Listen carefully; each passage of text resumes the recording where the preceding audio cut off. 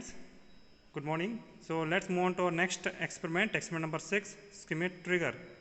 To design a schematic trigger circuit for the given specification and obtain hysteresis. So here we are going to design a schematic trigger.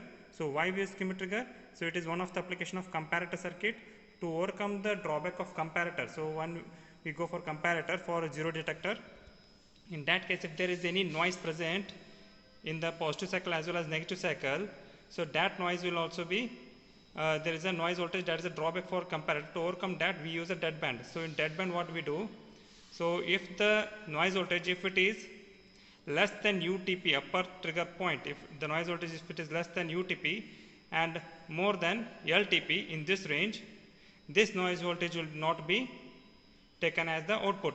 So here in this case, to overcome this drawback, so we go for schematic trigger. So in schematic trigger we go for deadband.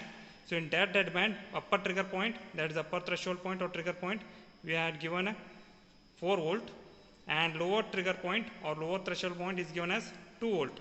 So coming to the design point, so here for UTP, it is V sat into R2 divided by R1 plus R2 plus V reference R1 divided by R1 plus R2. So this equation we got it by applying a superposition theorem. So going to the circuit here, you can go through the circuit of schematic trigger. So here we are applying a sine wave input voltage to the pin number 2, that is my non-inverting. So that is my inverting terminal. For non-inverting terminal, pin number 3, we are connecting a resistor here R1, R2 and reference voltage. So to find the UTP at this point, if I want to find the UTP at this point, so we get UTP when there is a V saturation at the output. So when you apply a superposition theorem to find UTP, so V saturation we need to find, there are two voltage source.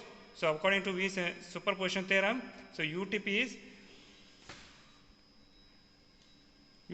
is V saturation into R2 divided by R1 plus R2, applying voltage divider rule, plus not considering V reference into R1 divided by R1 plus R2. So applying superposition theorem, we will get UTP. Similarly LTP, when we get LTP, when the output is at minus V saturation. So when the output is minus V saturation, so we have two voltage source, V reference and minus V saturation. So applying superposition theorem, separately we can find LTP. So here is the formula for UTP and LTP, equation number 1 and equation number 2.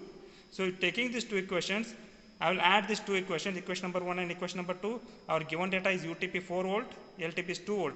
I will substitute that value, UTP plus LTP. So if I take addition of these two, equation number 1 and 2, so 4 plus of minus 2 is equal to 2 V reference R1 divided by R1 plus R2. So V saturation is 15 volt. So here I am taking a power supply voltage to my op amp as 15 volt. So now my V saturation will be 15 volt. I will substitute that 15 volt here. So according to this calculation, so I get R1 equals to 4 times of R2. So here I will select a standard value of R2 as 1 kilo ohm. So I will get R1 as 4 kilo ohm. Now taking this R1 and R2 value and substituting in equation number 3. In this equation number 3, so I get reference voltage. So V reference is 1.25 volt. Now recapping the circuit as per the circuit diagram. So when I recap the circuit as per the circuit diagram. So when we rig up the circuit. So when we recap the circuit, here you can see. So this is my op amp. So here is my 3 kilo ohm plus 1 kilo ohm, that is my 4 kilo ohm R1, and this is my R2 1 kilo ohm, and here you can see this diagram. So here I am taking R1, according to my design it is 4 kilo ohm, and this is my 1 kilo ohm, and reference voltage I am taking a power supply of 1.25. I have set it as 1.2 or 1.3, near to that. So this is my V reference. Here you can see my signal generator. So from signal generator I am giving the input sine wave with a frequency of 430 Hertz. So after my connection, you can see the output at pin number 6. So from pin number 6 I have connected the output to CRO. You can see the output is a square wave. So this is my output, square wave is my output, and this sine wave is my input. So channel number 1 I have connected output, that I am getting square wave, and channel number 2 is my input. So I'm getting a sine wave. So here you need to measure our practical values of UTP and LTP. So when I measure it, so according to x position, I will vary this x position here, you can see. So here you can see a square wave and sine wave, they are cutting at one point here. So here you can see the sine wave and square wave, they are cutting at one point. So let's take it as it is at 0.8 volt. So it is at 0.8 volt, 0.8 into 5. So you get 4 volt. So my UTP is 4 volt. Now change this position, x position.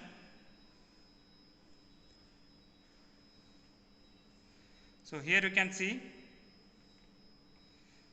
so the sine wave and square wave, they are cutting at 0.6. Here it is 0.6. So 0.6 into 5, you will get 1.5. 3 volt. 3 volt. So our practical value is 3 volt. So theoretical value for UTP and LTP. So our theoretical value for UTP and LTP was 4 volt and 2 volt. Practical value we got the same 4 volt, and practical value for LTP we got it as 3 volt. Right? Now if you want to see the hysteresis curve, according to our aim, we need to obtain the hysteresis curve. So hysteresis curve means it is a subtraction of UTP and LTP. So when I press this XY, so here you can get the hysteresis curve. This is my hysteresis curve. So plus Vsat and minus Vsat. So if you take, so this is my plus Vsat, so above position, this is my plus Vsat and this is my minus Vsat. You can calculate this plus Vsat also. This is, so it is covering almost 3 divisions. So 3 into 5, that is my 15 volt, that is my plus Vsat, and here down it is covering almost 3 divisions. So 3 into 5, that will be 15 volt. So practically we are getting almost 14 volt here, 14 volt plus Vsat 14 volt and minus Vsat 14 volt. So this is my hysteresis curve. So you can see the hysteresis curve as plus and 15. So here in the design we have taken the supply voltage, you can see it is plus 15 and minus 15. So we are getting the same plus Vsat and minus Vsat. Normally Vsat is very much nearly equal to VCC power supply. So VCC have taken 15 volt. So Vsat is nearly equal to that. So we are getting near to 15 volt. So almost 14 volt here. Plus Vsat is 14 and minus Vsat is 14. This is what all about our Schmitt trigger. Thank you.